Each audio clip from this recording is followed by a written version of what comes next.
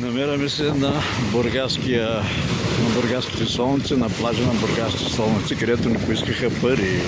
Да видим за какво искат пари. Вижте каква мизерия е тук, какво нещо е, каква мърсотия, може и болести да се заразят.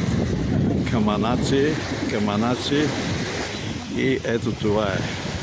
За това място, където сме опънали чадър и два стола, не поискаха пари. В края на края ще съгласихме да им дадем парите и на бележката пише, че сме наели шезлонг. Ние шезлонг не сме наемали, просто това е спекулацията с тези измислени концесионери на този плаж. Плажа, пак повтарям, това е плажа на бургаските солници до безплатния паркинг.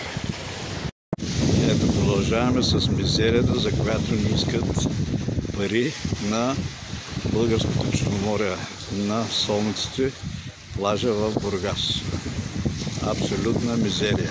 Абсолютна мизерия. Абсолютна.